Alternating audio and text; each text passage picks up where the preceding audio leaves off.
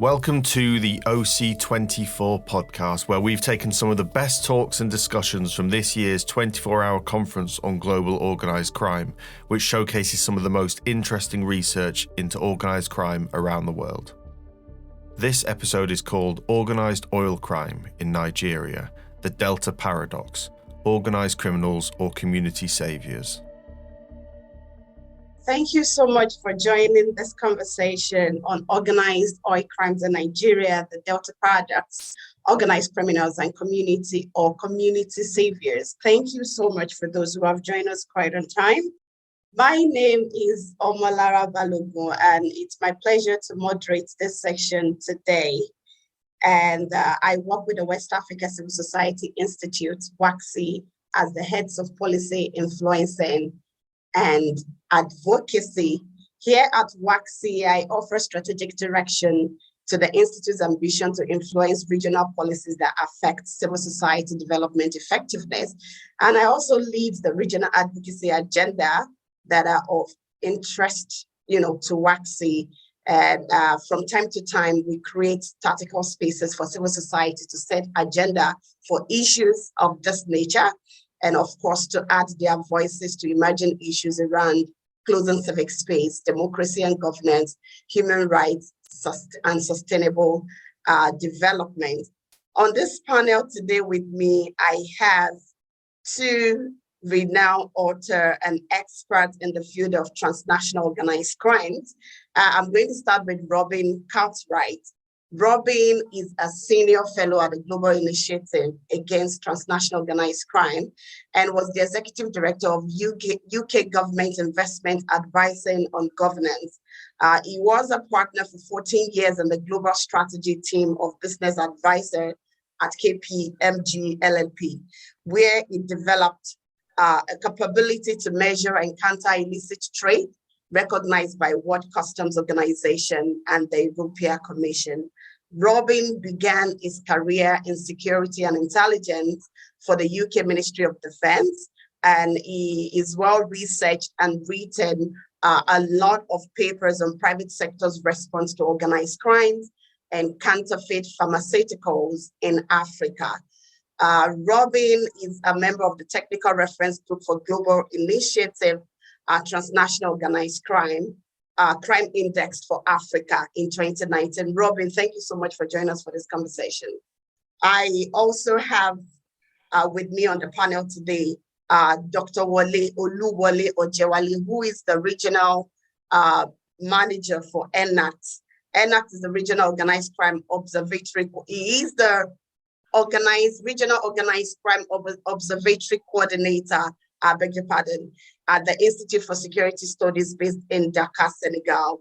Dr. Wale leads on improving the evidence-based knowledge and analysis on transnational organized crime and its impact on governance, development, and state fragility in Central Africa.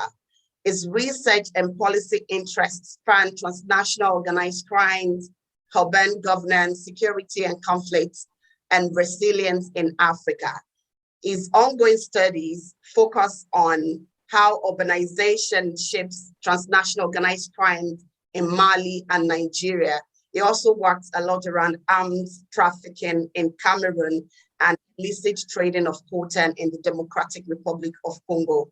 His recent publication focused on oil smuggling and gas flaring in the Niger Delta. He is a co-author of Urbanization and Crimes in Nigeria, which was published by Palgrave in 2019. Dr. Wale, thank you so much for joining this conversation. Thank you so much, Malara. We still have colleagues joining us. Please, as you join this conversation, kindly mute your mics so we avoid any kind of interference that may disturb the conversation. So colleagues, today, I am extremely delighted to moderate this important section on organized oil crimes in Nigeria's oil-rich Niger Delta. This webinar is organized by INACT in conjunction with OC24. And just a little bit about ENACT. ENACT builds knowledge and skills to enhance Africa's response to transnational organized crime through the funding support of the European Union. ENACT is implemented by Institute for Security Studies and Interpol in affiliation with the Global Initiative Against Transnational Organized Crime. Now, some of the studies that we have seen, recent studies specifically by ENACT, shows that Niger Delta oil crimes is one of the most serious natural resource crimes globally, with the systematic theft, sale, and illegal refining of up to 20% of Nigeria's oil output. In this particular region, illegal bunkering and artisanal refining have increased exponentially over the last 20 years. And this has caused grievous degradation to the environment, one that is still being poorly understood by many stakeholders. Studies also shows that the oil spills in the Niger Delta are 20 times those in the United States onshore crude production. So the impact of this spillage on health and livelihood of people living in the region is quite severe, especially those who are very poor or politically marginalized communities. I think for the initial comments from our speakers, I would like to go to Robin first. Robin, I went over your report and something struck me there. I thought this is the first thing I'm going to ask you. You had said in your report that the cleaning up of the Niger Delta would need millions of dollars and about 20 to 30 years to clean up. It's obvious that the Nigerian government will not be able to do this alone, at least not by themselves. So for us to have a better understanding, I would like you to further share with us your contextual analysis of the environmental crimes that we have in the Niger Delta today. Why do we need this much and this long time? What is the current situation? Robin, you have the floor. Well, thank you for that, Lara. Yeah, it's kind of a scary number. Actually, the number I nearly quoted in the video is actually $50 billion, which is eye-watering.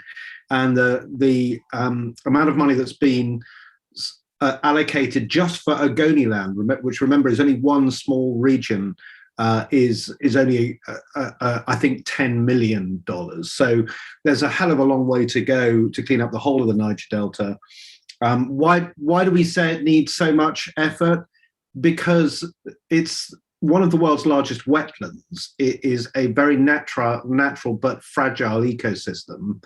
And this is onshore oil. This is the problem, where onshore oil leaks, it leaks in front of your entire agricultural and wetland ecosystem, and has really created significant harm. And Mike Cowing, you could hear there, and Professor Zabi talked at length about how much impact the oil crime has on just a number of mangroves that can be supported, and therefore the number of fish that can live in the water. So it's a long system, but it can be done incrementally. And in fact, in Ogoniland, some aspects have been already addressed. Some projects have been started. They've been a bit stop-start. See there's another question about that. Stop-start, particularly under COVID, but some projects have started. So we won't expect all those, the benefits of all of those cleanup operations can start happening immediately, even if the entire thing will take a long time. So I hope that gives us some sort of confidence. And Lara, I just also wants to mention that on top of that point about the cleanup, we have seen some really positive aspects since we wrote the report in 2020. The Petroleum Industry Act has been enacted, has been signed by President Buhari earlier this year. It has some really interesting angles in it. It has the idea of setting up a host community development fund, a trust fund, where it takes the profits of the oil companies that own the block in that community and uses 3% of their operating expenditure to be applied to projects around sustainability and employment in the local area. So very much what we're talking about this sort of balanced response. But there's a long way to go to see that money actually coming through And there are an awful lot of people who think it's not enough money at all. So just wanted to mention that as we go on. Thank you so much, Robin. Thanks a lot. Dr. Wale, I'm coming to you. There's a question here which is pretty much linked to the question I had noted down. It's from Stefano, and he says, a question for speaker: is there a relationship between criminal gangs and politicians concerning the illegal traffic of oil? Now, I would like to link it to my question. It's very related. I'm curious. I really want you to share with us. This criminal activities has been on for over 2 decades. 20 good years. And I want to believe some sort of relationship must exist between the different actors found in this space. So you have been to the field, you've engaged different actors, you've done a lot of research in the area. In your research and engagement, can you share with us the interconnections between the criminals, you know, and the state security personnel? I also understand this is an area that is heavily protected. At least the state, you know, normally deploy security personnel to protect the pipelines and all of that. And the communities, what kind of relationship did you witness in the course of your engagement between or among these three actors, you know, the artisanals and the security personnel and the communities? Can you share with us, Dr. Wale? Thank you so much, Omolara, for this moderation. And a bit of a historical analysis from 1996, after the killing of Ken Saro-Wiwa, and then when we get to the heightened level of militancy in the Niger Delta. One of the key things that is important to underscore here is the fact that the initial response from the state was a securitized, a militarized approach in combating oil theft and associated militant activities in the Niger Delta. And then what the government actually did was to mobilize the security forces, in this sense, talking about the police, the military personnel to the Niger Delta in combating militancy and oil theft in the region. But strikingly, I'm taking it from the question that you asked in terms of the connivance and the complicity of the state actors. What we'll find out in the course of our interaction with the people on the field and available evidence in the public domain is the fact that the security forces that were tasked with tackling oil smuggling are also benefiting from the illicit business they are mandated to curb. Like I told you, in terms of historical sense, that the response from the state is to mobilize the security forces.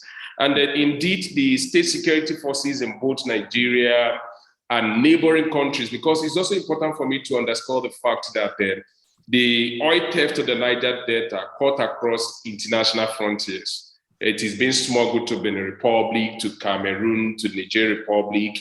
And then what we find out, particularly in the case of Nigeria and Cameroon, is the fact that there is embeddedness of the state actors in the entire criminal economy.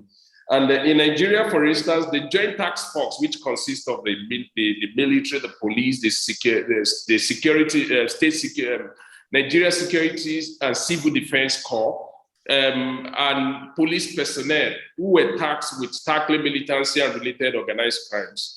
So in the case of the Niger Delta and the military forces, the security forces, the JTF members, they became complicit, and they were even reported to be benefiting from the illicit business they are mandated to prevent in the first place. So how do they do this? They shield pipeline vendors and artisanal oil refineries in exchange for financial bribes. And there are even occasions and reported reports available in the public domain that shows that they were also creating their own artisanal refining, and even occasions whereby they seized this product from the oil theft actors. What they do is to go to resell it, in the criminal market. So the oil crime in the Niger Delta, particularly with respect to the neighboring country, what we also find in Cameroon, for instance, is that soldiers, police officers are also part of the syndicate that trade smuggled oil from Nigeria, even when it crossed to the other side of the country, in Cameroon. And how do they do this? They ferry this along the waterways into, it starts from the Delta to River States then to Akwa Ibom, and then to Cross River, and then they connect to the southern part of Cameroon in trading some of these illicit oil. So what they do, I mean, the point with the state security forces is that they provide protection to the bandits, and then they also benefit from the criminal economy. Then in terms of the community, like you listen in the video, what happened is that some of the communities members, they have found a business in this criminal economy, and they are the ones that are actually engaging in it for different reasons that have been advanced. Some said because of unemployment, some actually got involved as a result of the press and the need to look for environmental justice on the part of government. And then that is how the community people have gotten involved. And the environmental devastation, if you go to the Niger Delta, is humongous. The proportion can only be imagined. I've seen it myself, and I know that just a fraction of it makes it into the media. And then the last one, which has to do with politicians, there is a strong network between the politicians and the oil smugglers, pipeline vendors in the Niger Delta, who are popularly referred to as militants generally. Now, what happened is that to be able to undertake these criminal activities, you need some form of arms to be able to protect yourself and then go against even security forces within the state who might want to prevent them from carrying out the activities. So this is also linked to the election cycle in Nigeria. So for the politicians, for them to be able to win the election, they need some of these criminal elements from the creek. And what they do is that they empower them with arms. And then what happens after that is that they are the ones that, when the election comes, that they used to win the election. And, there is a lot of names that we can drop here in terms of how some militants have become oligarch, and they are even fraternizing with the state in the Niger Delta. So there is for the crime to be able to fester, for the crime to be able to be sustained for a long time, you have a 3-level network in terms of connivance from the part of the community people, from where the militant people draw a pool of people to join them in the criminal activities. And then you need the protection from state security forces who also benefit from the oil crime. And then you need the politicians that sit on the apex of decision-making to look the other side and also make use of this criminal element to win their own election. So it's a network of operation in terms of what transpire as far as this criminal economy is concerned in the Niger Delta. And that is the reason why, if you're also going to provide a solution to the problem, like Robin has said earlier, it has to also be a multi-stakeholder, a comprehensive approach, because the criminal elements are found in pocket of places around the corridor of power, in the business, in the business itself, and then within the state security forces. Thank you so much, Dr. Wale. This is quite a detailed feedback on that question. And please, colleagues who are in the audience, this is an interactive section, and then we would like you to join. If you'd like to take the floor, please raise your hand. Otherwise, you can kindly drop your comments into the chat box, and I'm going to read them out. I have a comment here from Kelechuku. It says that Nigerian team at the Global Initiative Against Transnational Organized Crime. Okay, I think it's do you think there is a way the illicit oil refining economy has helped to reduce violence from emerging?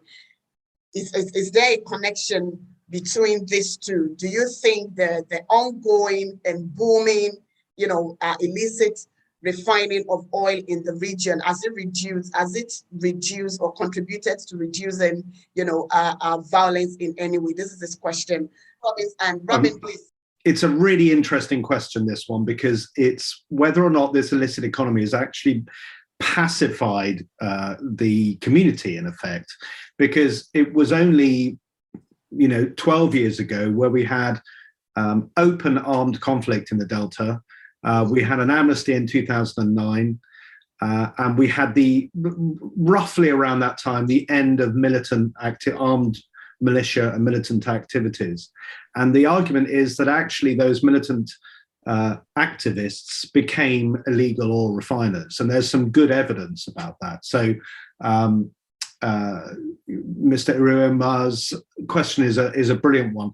That said, it doesn't mean there is, necessarily a lot less harm being done to people, because you have an enormous amount of fires, you have an enormous amount of pollution, and you have the return of violence. Actually, just 2 weeks ago, 3 people were killed from Eni, the big Italian conglomerate. They were actually part of a mangrove reforestation project and were killed by activists. So it's not as if the crime has gone away.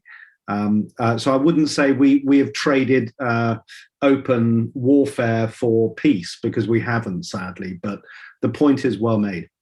Thank you. Dr. Wale, would you have something to add for a minute? Yes. I think if there is any gain, I think it's only going to be a pseudo gain, because what is going on in the Niger Delta needs to be seen in the broader context of eco-violence. So it is not only against the people, it is also a crime against the environment, which in turn comes to hurt the people and hurt the wider biodiversity in the environment. And like Robin said, earlier when we were having the conversation, and I think Professor Sabi also alluded to that, to the extent to which we want to cut carbon emission by 2030. So if the people decide to go in the way of illegal refining, the combustion process is also adding serious environmental hazard into the environment, which actually affects the health of the people. So I don't think there's any modest gain in any way that probably we can allude to the fact that the people were getting involved in the illicit economy, and then thereby that is creating probably some form of sustainable livelihood support. It is a very minute clique of people who are benefiting from the process. It's important for us to stress that. The community people at large are benefiting nothing from the process. And there's also a fallout of this criminal economy, that a lot of the militants who are engaging in oil theft, pipeline vandalization, and all those things have also morphed to become part of the criminal gangs that are now, roaming with the Gulf of Guinea as pirates on the sea now. So that is one element. And the other element, which as we are responding to the conversation, I don't want us to lose sight of it, is not to be fixated on this community level crime. We need to also look at it through the lens of wholesale crime that is being committed by the oil company. So it's a whole lot of network. And I believe a greater percentage of the environmental devastation that is going on in the Niger Delta, the eco-violence, the crime that is taking place in the Niger Delta now, the multinational oil company needs to be held responsible. But it's a web of analysis. The government is also culpable in the process, because we have seen instances whereby the oil companies even wanted to probably adjust to the redress probably from court, or maybe as a result of pressure from the environment, from the people. Most times the government do not provide the necessary support in terms of oversight. I will anchor on this, which is just the last point to buttress the point that I just raised now. You talk about the gas flaring in the Niger Delta, which is also a form of environmental crime and eco-violence against the environment in the Niger Delta. So there are instances that the government, the oil companies have shown interest to say they are going to procure the modern technology to ensure the proper evacuation of gas from the crude oil refining in the Niger Delta. But because of the joint venture partnership that exists between the government and some of these multinational oil companies, they also put on the table that if we are contributing this certain percentage of money to procure the technology, the government should also come to contribute. But in such occasions, the government has backed down. So you find out that it's a whole lot of criminal economy that is going on. And I think the major challenge is that there is no sincerity on the part of government to actually support environmental justice process on the people, for the people of the Niger Delta. And that is the centrality of the plight that is confronting the people now, because they need to get the government on their side to be able to mandate these oil companies to do the needful, and at the same time to provide the necessary response that is going to bring down to a considerable level the level of oil theft and oil smuggling that is going on in the Niger Delta. Amnesty was provided, like Robin said, but the amnesty has not really tackled the problem. He just told us 3 persons were killed, few days ago. I doubt if there's any month that people were not killed in the Niger Delta, maybe as a result of the environmental devastation or direct violence that is met on the people. And everything is tied to this oil theft, farming, the contestation for resources on the part of the state actors, non-state actors, and security forces. Thank you so much, Dr. Wale. That is quite insightful. And I wanted to ask you a question, but I think I'm going to go to Robin now. Robin, in your report again, you recommended that one way to curb this illegal refining of oil, bunkering, spillage, vandalization of pipelines, and of course, ultimately to stop the destruction that is being done to the ecosystem is this idea of cellular refineries. And I would really love to hear from you how you think the idea of cellular refineries can practically, stop this illegal activities, and who in your own research and perspective, who are those that you think are best fit to manage these refineries? Will it be the current criminals that we're talking about, or state is going to move structures down to these communities and start this, what you call cellular refineries or modular refineries? I would like you to share more about that in practical terms. How would this work, and what would be the role of Nigerian state? Okay, so the sort of long story short on this is that Nigeria has a bizarre issue in that it is the largest oil producer in Africa, but it refines almost none of its own fuel. So it's in the ludicrous position of having to import refined fuel from, I'm sorry to say, British Petroleum. And I think that's an appalling situation when they have such great capabilities in Nigeria. And in fact, they're trying to address this quite quickly by building a very big refinery called Dangote, which keeps getting delayed. And there's been some real problems in terms of the output of the, I think, 4 refineries that exist in different parts of Nigeria. So this idea sort of came out partly from this big refining shortfall. That means, by the way, it's very difficult to get refined fuel. So some of the desire for people to go into illegal refining is that people can't buy diesel for their own vehicles in the Niger Delta, despite the fact they are almost literally swimming in oil. So that's the most bizarre thing. So the point about cellular refineries sort of came from the idea of modular refineries, which are slightly bigger, and as Ledham says, are expensive. They're 100 million. The idea is some people have talked about legitimizing artisanal refining in the same way that artisanal mining has been legitimized in so many countries, in Mozambique, all over the world. It's very difficult to legitimize an artisanal process like this because the oil is stolen and the refining process is extremely unsafe.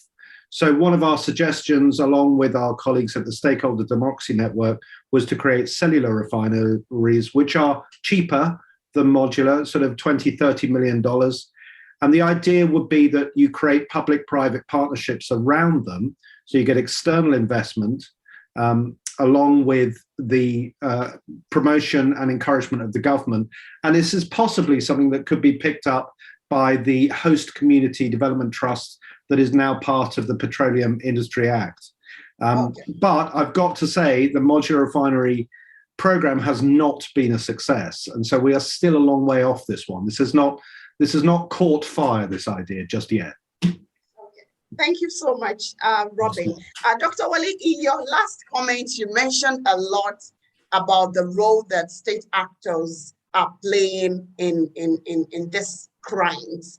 And I think it's important for us, if you also mentioned the fact that unless the state actors are on the side of the people, it will be difficult to get a lasting solution. It's either you're pushing the people to the criminals, or you want them to stay with you. We have about 10 more minutes to end this section. So I would like you to speak on how we can minimize or completely eliminate the role of state actors in these all criminal activities. And in addition to that, I will want you to also, as we try to run out, I would also like you to state, I mean, in watching the movie, one point that came out very clearly is that monetary gain has been a bedrock or driving force of this criminality.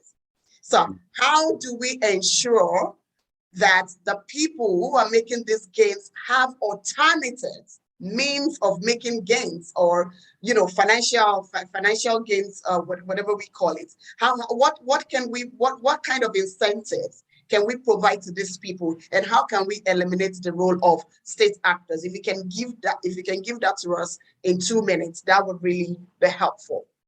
Thank you so much. The role of the state actors is very, very critical, because the government sit on top in terms of providing oversight. And don't forget that in Nigeria, the resources, everything that has to do with natural resources is largely domiciled on the exclusive list of the federal government.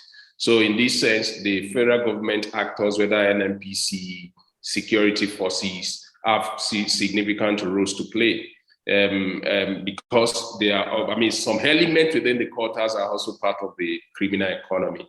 But I think what is very, very important, and what we have not seen since 1996, when Ken Saro-Wiwa was killed fighting on this issue, is the fact that the government made incremental effort in 2019 to address Ogoni cleaning up.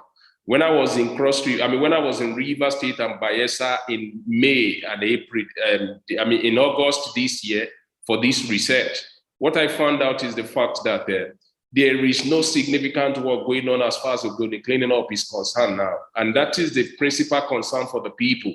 So if we truly want to address the entire environmental crime, let government demonstrate seriousness by providing the necessary support for Ogoni cleaning up. And don't forget that Ogoni cleaning up is just the pilot phase. The entire Niger Delta is supposed to be cleaned up. So that is the number one thing. And then in terms of addressing the criminal element within the entire value chain, it also speaks to the issue of impunity in Nigeria. Have people been arrested? Have people been tried? That has to be done publicly. We only read about these things in the media. But available evidence shows that criminal actors within the government quarters are extremely embedded into the process. So it is the pervasive impunity in the country that is making them to go scot-free and think they can continue to do that while inflicting pain on the people of the Niger Delta. So I think— Okay, Dr. Wali, I'm sorry. I will have to cut you because I would like to give Robin the opportunity to also have a final word. I have a comment here which says, I have visited some oil bunkering sites in the Niger Delta. The devastation is extremely bad. The thing is that as long as there is lack of development in the Niger Delta, there is an increase in unemployment and poverty rate. I do not see oil theft and oil bunkering ending soon, which is linked directly to the point yourself and Robin has made. When we are talking about cleaning up, are we cleaning up the activities of the past or the ongoing activities, or are we going to have an unending cleaning up exercise? We need to have an end to the crimes, and then we can have an effective cleanup. Robin, in your last words, we have heard points from you both. The major issue that I have on Anna is the fact that the people who are engaged in these activities within the communities will need alternative livelihoods. In your own engagement and your research, what are two main strategies that you think government can uptake to provide alternative livelihood to these people? Just to make very direct, and you can add your last words to that as we round up the section. Okay. That's a really interesting question. I'm not sure I have all the answers. I love the comment from my colleague at Global Initiative, Kelechukwu. That's exactly right. The strategies, do you know what? We did see, this seems insurmountable, this problem, and I'm very conscious that we're coming over as very negative about the whole thing. And I don't think that's always helpful. One of the things we did observe in our study, and you can see it in the report, is that one of the security companies had a really progressive way of dealing with this problem. And they did it by persuasion and engagement with the community. And they did it through actually a very sort of controversial figure who's also a politician who ran the security company.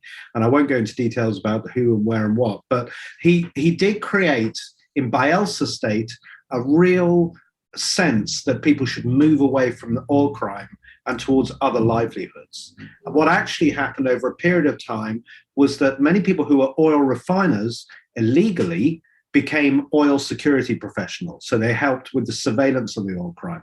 So that was one good idea, redeploying people, encouraging people, engaging with them with someone who they respected, engaging with them was really quite powerful. So it can be done. There is a positive answer to some of this. Thank you so much, Robin and Dr. Wale. I think so many interesting ideas have been shared from this platform, and I think some of the points that we have raised. Robin, you mentioned the Petroleum Industry Act and the percentage that government has decided to allocate to rebuilding the communities and creating opportunities. I doubt if that percentage is enough. I think it's too minute to even address the major challenges that we have on the ground. And Dr. Wale talked a lot about the need to revisit the position and the role of state actors who have been key sustainers of this crimes. And of course, we also talked about, giving the cellular refinery a chance to see how much of help they could do to cope these challenges. So I think, Dr. Wale, we have a last word for 1 minute. We just have 1 minute to round up. 1 minute, what would be your parting word before we close this section? Well, my 1 minute intervention is that we need to sustain advocacy on the issues in the Niger Delta. And like Robbie said earlier, we need to muster every support that we can get from civil society, from international media, and from the community peoples who are the direct, who are bearing the direct brunt of this plight. We need to, it has to be a sustained advocacy at local and international level. Absolutely. And I think that advocacy will have to be multifaceted in itself. While some will be directed at the environmental degradation going on, others will have to be directed at creating alternative livelihoods to the people who are severely affected by this criminalities. And of course, advocacy to also hold our leaders accountable will be another angle that we need to look at. And I think there's an unending role for civil society in this whole conversation.